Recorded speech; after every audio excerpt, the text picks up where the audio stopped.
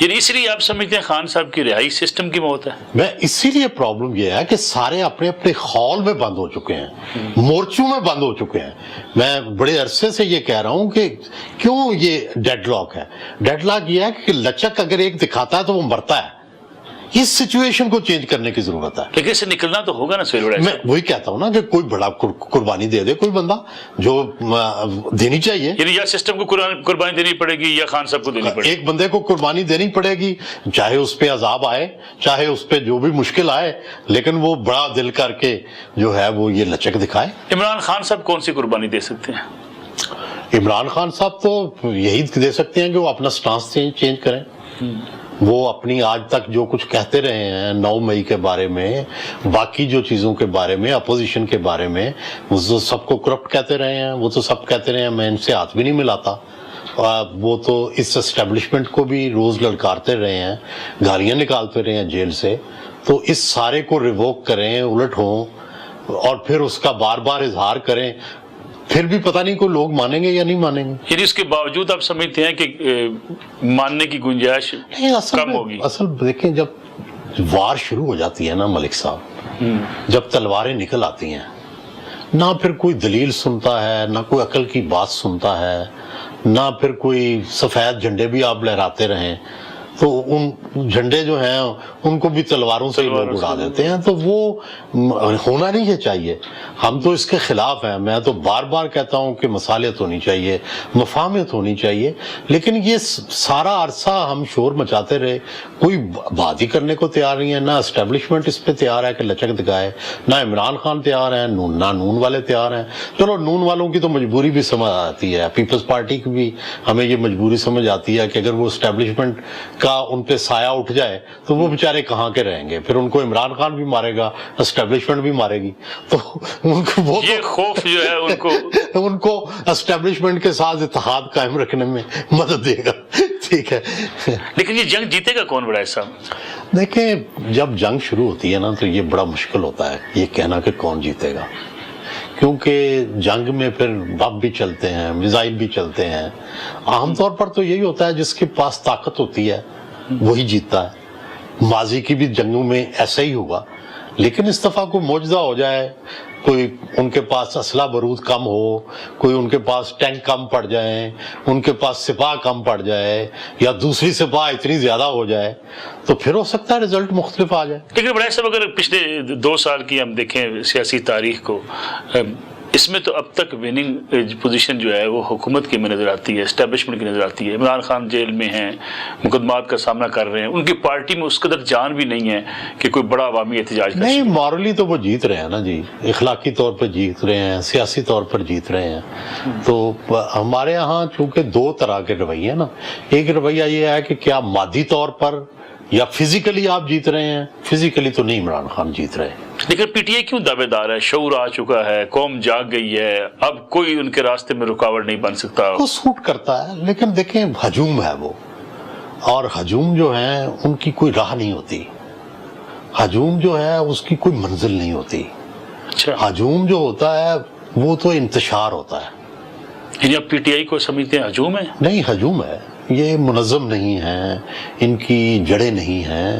اور آپ دیکھیے گا، ہم تو پتہ نہیں ہوں گے نہیں ہوں گے، زندگی کی کسی کا کیا پتہ ہوتا ہے کہ یہی جو ہجوم ہے یہ پی ٹی آئی کو تنگ کرے گا. خود عمران خان صاحب خود عمران خان کو یہی جو سوشل میڈیا آج لوگوں کو گالیاں نکال رہا ہے، کل کوئی ان کی مرضی کے خلاف بات ہوئی تو یہ عمران کو بھی سبق سکھائے گا. آپ جو ہتھیار دوسروں کے لیے تیار کرتے ہیں نا، وہ ہتھیار آپ کے ہاتھوں میں بھی پھٹ جاتے ہیں. ہم نے دیکھا کہ افغانستان میں ہم یہاں سے ہتھیار تیار کر کے بھیجتے رہے، اور پھر وہ جو ڈھوک والا تھا، ڈھوک کھبا والا، وہ پھر اسلام آباد پہ ہی چل گیا. اور آج تک ہمیں اس کا سامنا ہے. تو یہ جو آپ دوسروں کے لیے کرتے ہیں تو یہ اس طرح کا جو ہجوم ہے اس کی کوئی منزل نہیں ہے کہ فرض کریں کن ویلیوز کے اوپر وہ یقین رکھتے ہیں. یہ دیکھنا ہے نا کہ ان کی شعوری تربیت کیا ڈیموکریٹک ہے، کیا ان کی شعوری تربیت جو ہے وہ اسلامک ہے، کیا ان کی شعوری تربیت لیفٹ کی ہے، کیا وہ کون سا نظام چاہتے ہیں، ان کی کیا جو ہے اس وقت تو وہ صرف مقتدرہ کے خلاف بات کر رہے ہیں اور عمران کے حق میں بات کر رہے ہیں، لیکن کل عمران نے کوئی ان کی مرضی کے خلاف جا کے مقتدرہ سے ڈیل کر لی، ان کے ساتھ بیٹھ گئے، پھر یہ کہاں جائیں گے جو آج مقتدرہ کو ہر چیز برائی کا ذمہ دار ٹھہرا رہے ہیں؟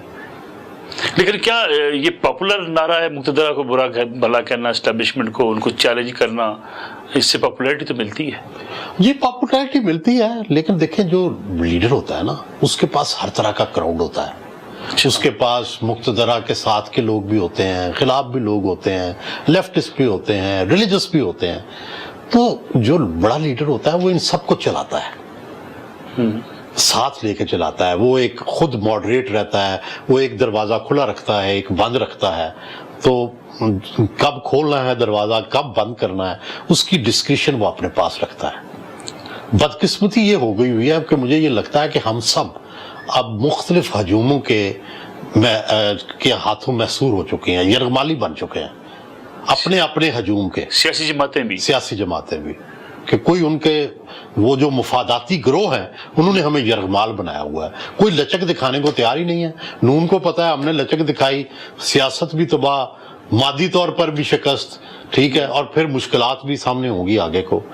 پیپلز پارٹی کو پتا ہے ہماری سندھ حکومت بھی جاتی ہے، ہم کوئی اخلاقی سٹینڈ لے لیں تو ہمارے جو کانسٹیٹیوشنل ہم نے عہدے لیے ہوئے ہیں وہ بھی جاتے ہیں، اور ہماری سیاست بھی آگے پتہ نہیں پی ٹی آئی ہاتھ میں لائے گی کہ نہیں، پی ٹی آئی تو ملا ہی نہیں رہی ہاتھ۔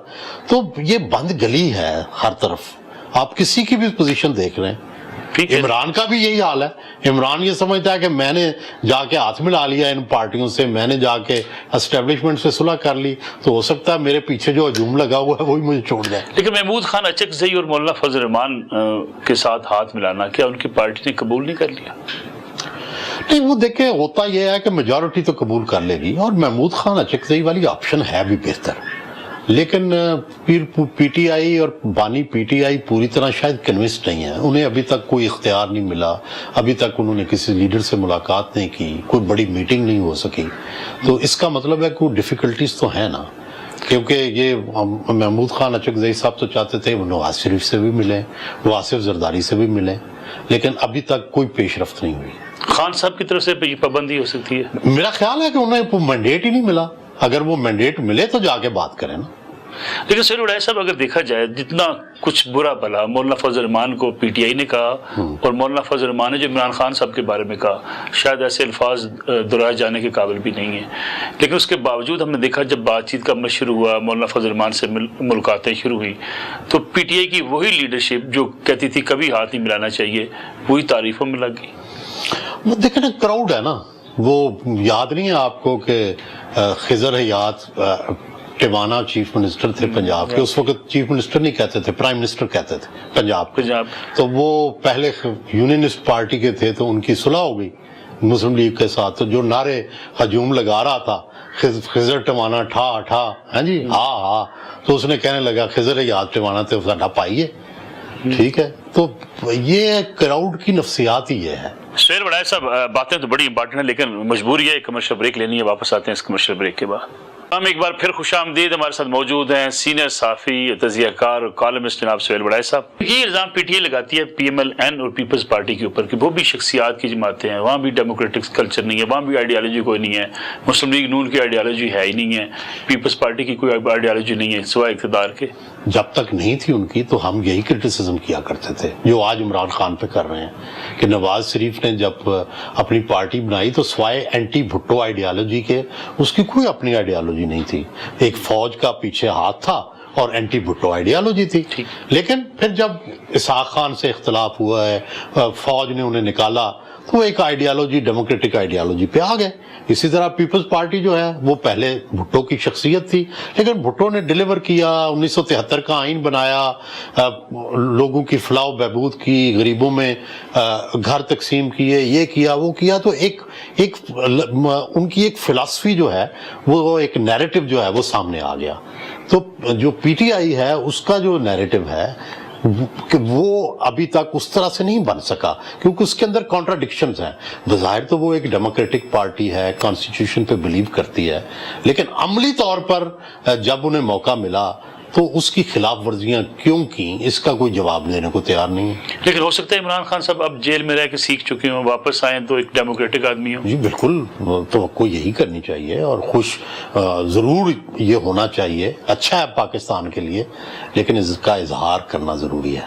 جب تک آپ پلیج نہیں کرتے، جب تک آپ اظہار نہیں کرتے، جب تک آپ شیئر نہیں کرتے، اس وقت تک میں اپنے گھر کے اندر بیٹھ کے جو بھی مالا جپتا رہوں، وہ اس کی آواز کہاں تک جائے گی؟ نہیں جائے گی۔ لیکن سوئی بڑائے صاحب اگر دیکھا جائے اس جنگ میں جو ابھی عدالتی جنگ میں بھی کنورٹ ہو گئی ہے، عمران خان صاحب سمجھتے ہیں کہ انہیں ریلیف مل رہا ہے، ان کی پارٹی سمجھتی ہے ریلیف مل رہا ہے، 12 مقدمات میں ریلیف ملنا لاہور ہائی کورٹ سے کوئی چھوٹا بڑا معاملہ نہیں ہے۔